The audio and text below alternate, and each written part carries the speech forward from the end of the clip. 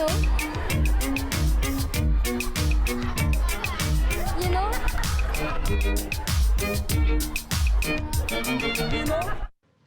Bonsoir à tous et merci d'être avec nous dans ce nouveau numéro de Yeno, votre émission qui parle de l'actualité dans nos écoles calédoniennes. Ce soir, nous allons parler d'un nouveau master en Nouvelle-Calédonie, le master ADTO, Aménagement et Développement des territoires océaniens. Pourquoi? Parce que ce master, ouvert il y a 3 ans au Vanuatu, va inaugurer sa première promotion, une promotion calédonienne dont la sélection a été faite récemment. Nous recevons ce soir Jean-Marie Fotsing, professeur des universités et responsable pédagogique de cette formation de 2e cycle. Bonsoir. Bonsoir. Et merci d'avoir accepté l'invitation. Jean-Marie Fotsing, quelle est la spécificité de ce master? Merci de m'offrir l'opportunité de m'exprimer sur ce master qui, comme vous l'avez souligné, inaugure la première promotion dite calédonienne. Et comme son nom l'indique, ce master, le parcours, c'est Aménagement et Développement des territoires océaniens, mais ce parcours s'inscrit dans la mention Gestion des territoires et développement local. Et sa spécificité repose sur les mots-clés qui font son organisation et son intitulé. Nous nous occupons de l'aménagement du territoire pour accompagner les dispositifs de réalisation de cet aménagement, mais cet aménagement doit s'inscrire dans les processus de développement local. J'aurai peut-être l'occasion de l'expliquer davantage. On aura l'occasion d'y revenir tout au long de cette émission. On va regarder 2 photos, si vous le voulez bien, 2 photos qui ont été prises au Vanuatu. On regarde. La première, on vous voit, voilà, l'image est à l'écran. On vous voit avec des étudiants vanuatais qui représentent la première promotion océanienne du master Aménagement et Développement des territoires océaniens. Je vais vous demander de nous commenter cette première image. Cette première image me permet déjà de mettre l'accent sur un élément que je n'ai pas expliqué dans la spécificité du master, c'est la dimension locale. Le développement local doit prendre en compte les populations qui vivent sur un espace et inscrire ces actions dans l'accompagnement de leur épanouissement. Cette première photo nous montre une image du fonctionnement de la société en Océanie, fonctionnement qui cadre très bien avec une séparabilité acquise entre les 2 sexes, les filles d'un côté, les garçons de l'autre. Et vous constatez, si je prends la droite de la photo, nous avons les filles, à gauche nous avons les garçons, et c'est le mode de fonctionnement de la société océanienne où, d'après ce qui m'a été dit sur quelques interrogations, les garçons et les filles ne marchent jamais côte à côte, et à plus forte raison, même quand ils sont amoureux, ils ne doivent pas se tenir la main. Vous avez de bonnes sources. On regarde la 2e photo maintenant, Jean-Marie Fotsing. La disposition des élèves n'est plus la même que la première et ce n'est pas anodin. Nous avons les garçons devant et les filles derrière et vous à côté. Quelle est la signification de cette image? Cette image, c'est la première... Et les filles devant, pardon, et les garçons derrière. Cette image, c'est la première adaptation et contextualisation que j'ai mise en place dans le cadre du master.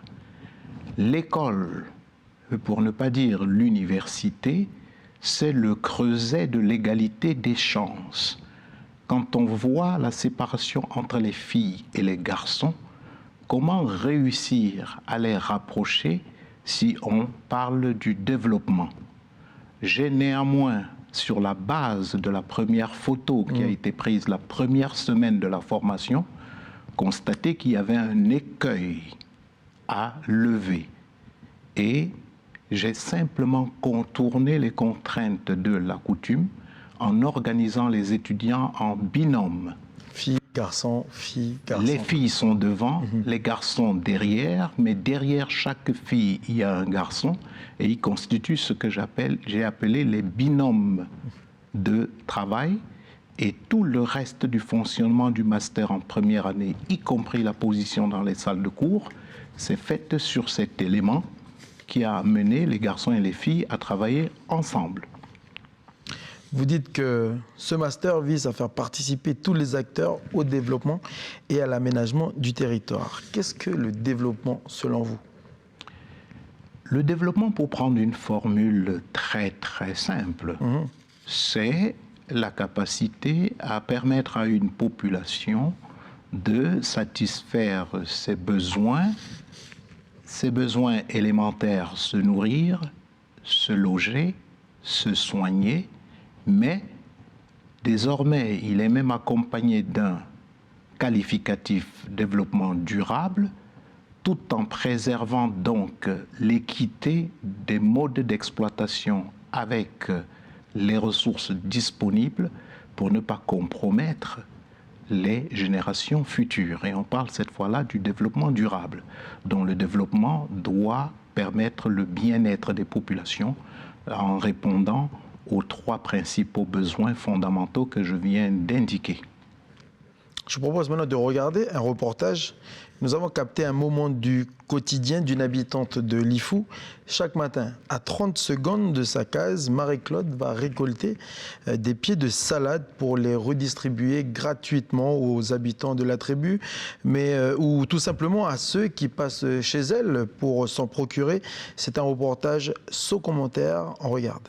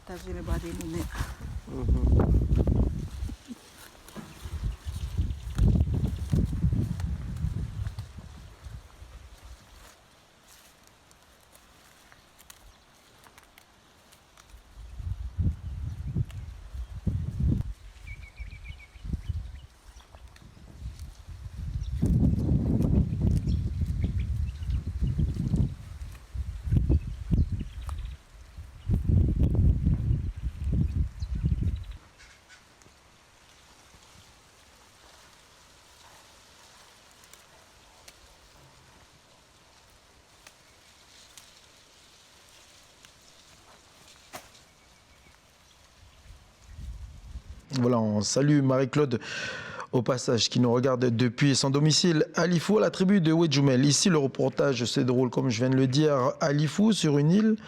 Qu'est-ce que ça suggère comme réaction, Jean-Marie Fotsing? Il y a 2 éléments qui apparaissent au regard de cette image. La première, vous l'avez souligné, c'est la proximité de récolter derrière sa maison à 30 secondes de déplacement. Effectivement. La deuxième, vous avez dit qu'on est sur une île, je la rattache aux besoins fondamentaux de la population, c'est-à-dire se nourrir. Si on peut se nourrir à 30 secondes de sa maison, on se déplace et on a le bien-être à sa portée. Et quand on sait que ça se passe dans une île, s'il fallait attendre que cette production vienne d'ailleurs, je pense que les coûts de transport seraient trop exorbitants et cette personne pourrait ne pas s'alimenter comme on le voit. Voilà la première réaction que ça soulève et ça me renvoie au développement local. C'est ce qui est évoqué dans l'intitulé de ce master. Comme vous l'aviez dit en début d'émission, ce master, en localisant ce master, vous permettez aux étudiants d'être en prise directe avec les réalités locales. Parlez-nous de ce choix et du lien que l'on peut avoir avec Marie-Claude quand elle récolte ses salades. L'adaptation du master au contexte océanien doit nous rappeler que nous sommes en milieu insulaire. Les espaces sont découpés en plusieurs territoires et le moindre déplacement d'une île vers une autre va générer des coûts de production énormes. La première chose, c'est d'utiliser les ressources du territoire pour offrir aux populations tout ce dont elles ont besoin et ne faire venir d'ailleurs que ce qui ne peut pas être produit sur place. C'est pourquoi la dimension locale est très importante dans ce master. Et très souvent, on oublie de prendre en compte les considérations que nous offre et les avantages que nous offre la nature. Quand on regarde la qualité de ces salades, on voit très bien qu'elles sont en bonne santé, si je puis m'exprimer ainsi. Elles bénéficient alors du climat qui est favorable, de la qualité des sols, et ces ressources naturelles doivent nous permettre de faire des choix sur ce que l'on doit produire pour mettre à la disposition des populations sans envisager nécessairement d'aller chercher ce qu'on doit manger ailleurs, si je peux me limiter sur ce premier besoin fondamental. Alors, si on revient toujours au master, qu'est-ce que l'on attend de nos élèves de la première promotion calédonienne, qu'ils terminent le cursus qui, je le rappelle, va se faire sur 2 ans avec des expertises ou plus des projets et des plans de travail qu'ils pourront proposer aux élus, aux collectivités locales? Je profite de cette question pour préciser que le master nous met au 2e cycle de la formation universitaire. Le premier cycle, c'est celui des fondamentaux, et on permet aux uns et aux autres de mieux connaître les domaines d'application avec la licence, des grands champs disciplinaires autour desquels se structurent les connaissances. Le master, une formation de 2e cycle, accueille des étudiants qui viennent de licences de sciences humaines et sociales, et plus particulièrement de la géographie, aménagement, mais aussi de la licence économie-gestion, puisque les projets de développement s'inscrivent à la fois sur l'espace, mais aussi sur les ressources humaines. Ce que nous permettons aux étudiants de ce master, c'est d'abord de connaître toutes les spécificités de l'environnement océanien, de maîtriser le potentiel de développement de chaque espace, ce potentiel combinant les éléments de la nature, qui d'ailleurs en Océanie mettent en relation étroite et constante les ressources de la terre et les ressources de la mer. Et ensuite, la prise en compte de ces ressources, selon les potentialités de chaque territoire, vont permettre d'orienter les projets d'aménagement en fonction d'une part des besoins, mais aussi d'éviter la surpopulation telle que l'on l'a souvent dans les grandes villes, et surpopulation qui impose de dépendre de la production qui viendrait d'ailleurs. Alors justement, je me permets de rebondir sur le terme surpopulation des grandes villes. On pourrait croire que Nouméa est victime d'une surpopulation. Or, selon les dernières informations que l'on a pu recueillir avant les municipales, les dernières, la population de Nouméa diminue. Quelles sont les conséquences en termes d'aménagement ? Nous avons parlé de Nouméa. Le terme surpopulation, c'est une exagération volontaire, puisqu'à Nouméa, nous sommes en ville. Et la ville se définit d'abord par une concentration de population sur un espace réduit. Mais il faut éviter que cette concentration ne génère des problèmes auxquels il ne faudrait pas trouver des solutions à proximité. Si la population de Nouméa diminue, cette diminution se fait au profit des communes limitrophes, oui. de Mondor, Païta et d'Embéa. Païta, d'Embéa. Mais pourquoi elle se fait au profit de ces espaces limitrophes? D'abord pour réduire la question des distances, qui dans les îles prend une dimension très importante.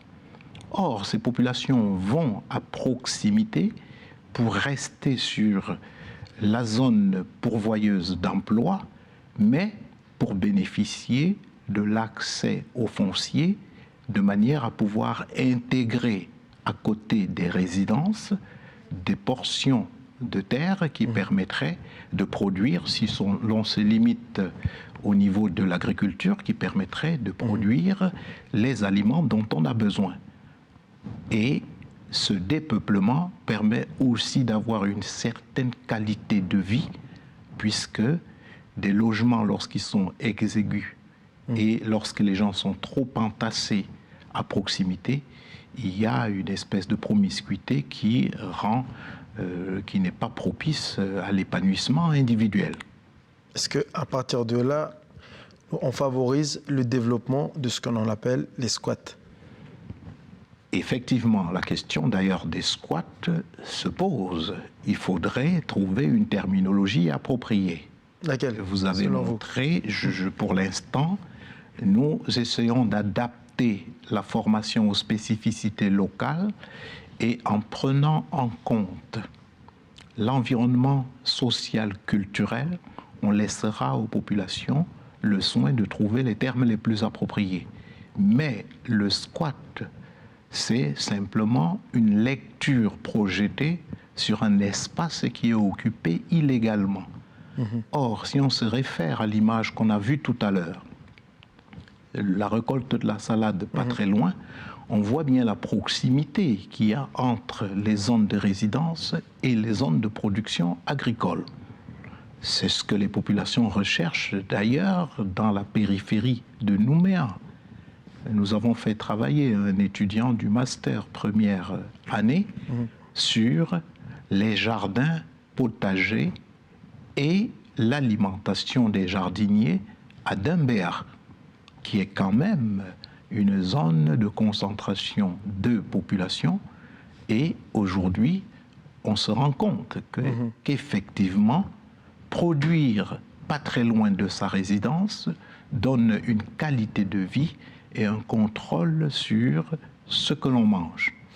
C'est ce qu'on attend des étudiants. Ce sera le travail des étudiants, ou plutôt vous les formez justement à imaginer ou se projeter l'aménagement des villes, des communes calédoniennes, à partir de ce que l'on vient de dire. La formation des étudiants permet d'en faire des acteurs du développement. D'abord, il faut préciser le rôle de chacun. La puissance publique a pour mission d'accompagner le développement de l'ensemble du territoire. Et elle le fait par des plans d'aménagement. Ces plans d'aménagement, je vais utiliser un terme que vous connaissez très bien, aboutissent à la définition parfois de zones d'aménagement concertées, etc. C'est la zonification.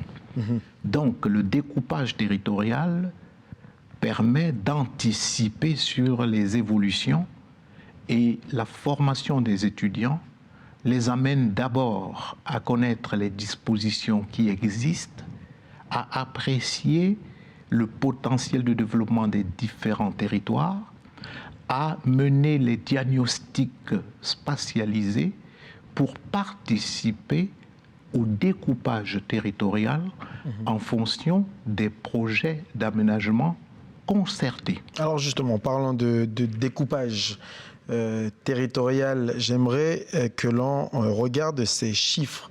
Alors tout d'abord, le dernier recensement de population du pays de septembre à octobre 2019 donne une population totale de 271 407 habitants, dont 74% en province sud, 18% en province nord et 7% en province des îles. Comment, Jean-Marie Fautsing, interprétez-vous ces chiffres en termes d'aménagement du territoire?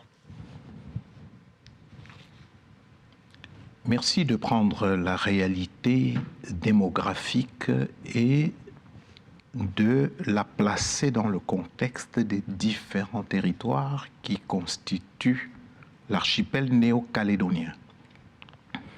Cette référence me permet de rappeler que cette répartition de la population met en avant des déséquilibres et des différences importantes. Cela signifie que pour chaque territoire, on ne va pas mobiliser le même nombre d'acteurs. Mais pour inscrire le développement dans un contexte local, on doit tenir compte d'abord du nombre d'acteurs et du potentiel de développement que regorge ce territoire. Or, la proportion que vous avez indiquée montre bien aujourd'hui que la province Nord avait 22% de la population calédonienne au moment de la provincialisation en 1989. 1989, c'est ça. La province des îles avait une proportion de près de 11%. Cette proportion est tombée aujourd'hui à moins de 7%, simplement par la forte polarisation des activités économiques autour de Nouméa, pour ne pas dire au sein de la province sud. Donc, le dépeuplement de Nouméa dont vous avez parlé tout à l'heure, mais qui se fait au profit des communes environnantes, doit aussi s'inscrire dans cette différenciation entre la province sud et la province nord. D'où d'ailleurs ces politiques de rééquilibrage. Mais ces rééquilibrages devraient aussi mobiliser et mettre à la disposition des différents espaces les ressources qui vont permettre d'accompagner le développement. Alors, on ne peut pas vouloir tout produire partout et saturer le marché, aboutir même au gaspillage. Pour revenir à notre master, comment ce master peut permettre à la population ou aux étudiants de voir ou d'imaginer une économie circulaire qui permette justement à ce que les populations du nord, des îles et de la province sud restent dans leurs provinces respectives pour un travail? Parce que la migration démographique, elle est due au travail. La principale raison, c'est on va à la recherche, on va là où il y a du travail.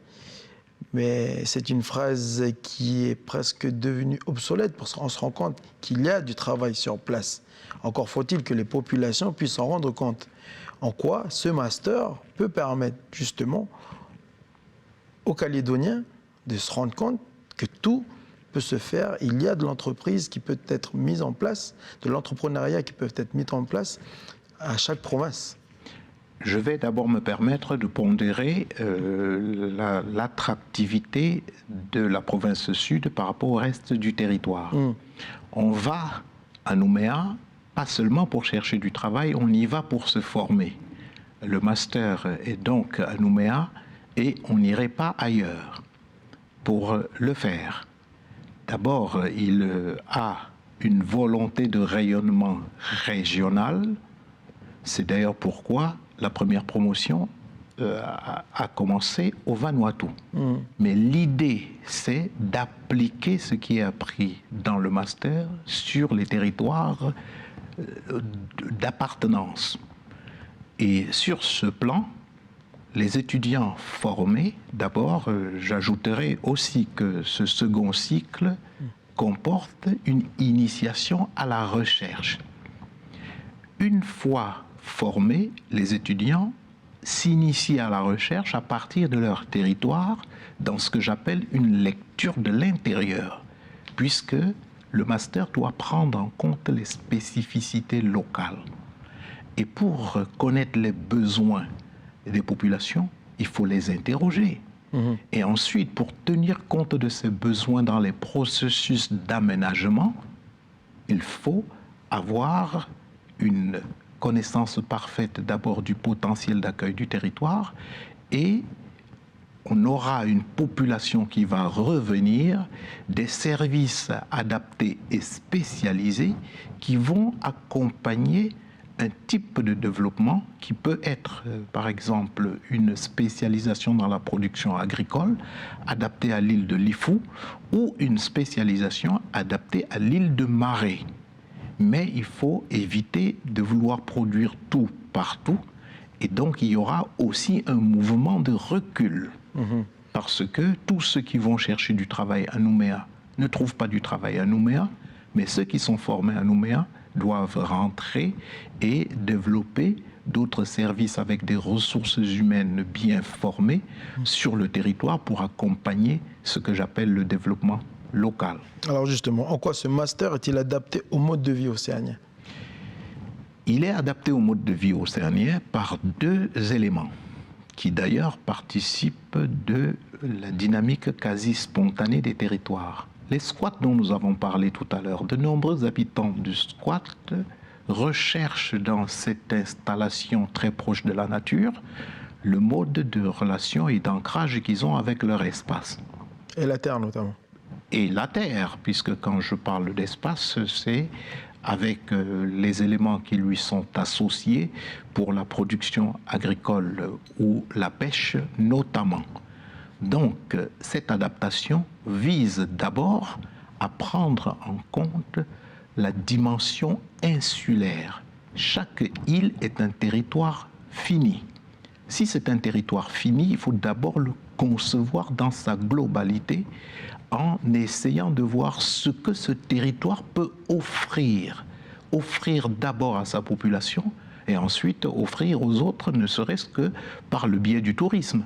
Même si avec la situation sanitaire actuelle, on voit les limites du tourisme, mais au moins les populations doivent s'alimenter quotidiennement. La réponse à ce besoin est la réponse la plus fondamentale et surtout ne pas gaspiller ce que l'on produit sous prétexte qu'on a envie de le vendre ailleurs. Dans son adaptation, déjà, c'est montrer aux populations que le chemin de la mondialisation ou la dépendance vis-à-vis des autres espaces n'est pas la panacée. Le développement doit d'abord fixer l'individu sur son territoire. Et les squats devraient être revus, accompagnés, aménagés pour associer la production agricole au caractère résidentiel de la ville et ensuite faire bénéficier des services sanitaires qui sont offerts en ville et qu'on ne trouve pas en milieu rural. Et en milieu rural, les gens seraient en bonne santé, en mangeant très bien, et ne viendraient se soigner dans les structures hospitalières les plus développées que pour des cas de maladies graves. Ça nous permet de terminer sur un projet que vous portez et qui peut représenter un débouché aux étudiants de ce master, le projet FALA. Quel est ce projet ?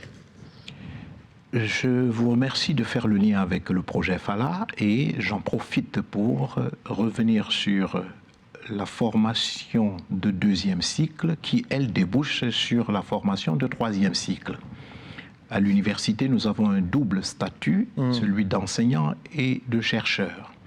Donc, le projet FALA est d'ailleurs né de l'application de ce master sur le terrain vanuatais et dans le cadre des partenariats que l'Université de la Nouvelle-Calédonie développe déjà avec les universités du Pacifique insulaire dans le cadre du réseau PIRN.